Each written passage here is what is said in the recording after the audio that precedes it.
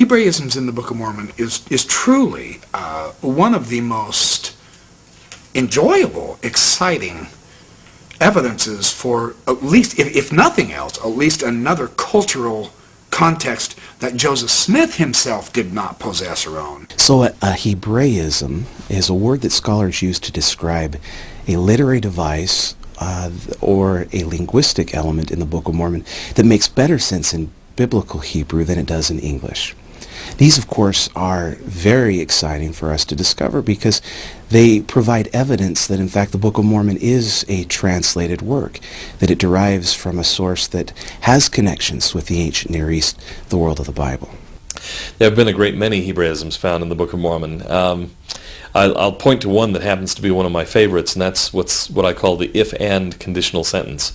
In English, we never say, if you don't study hard and you will fail the test. If you go out on that ledge and you're going to fall off. We say if. Sometimes we say if then. If he doesn't come by 8 o'clock, then we'll know he's not coming at all. In biblical Hebrew, though, you often say if and.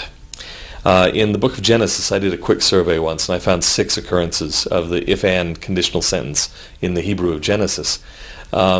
It never shows up in English translations because it's bad English. In the original manuscript of the Book of Mormon, though, you get a cluster of if-and conditional sentences in Helaman, and you actually get it in the famous Promise of Moroni in Moroni 10, 4 and 5.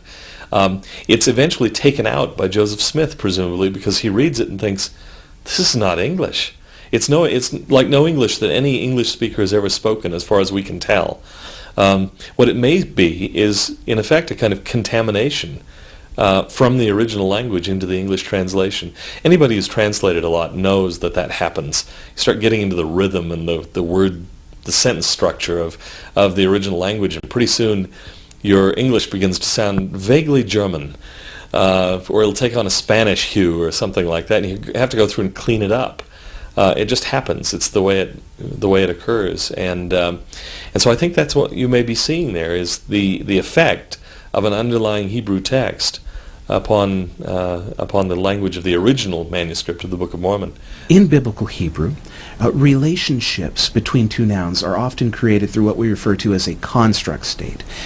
So two nouns are placed together where a preposition of is technically not necessary, although it's there from a literal perspective. So expressions in the Book of Mormon such as plates of brass, which would normally appear in English as brass plates, or river of water, which would, of course, in English appear as typically as simply a river or something of this sort. Some of these literary devices are reflected in the translation of the Book of Mormon.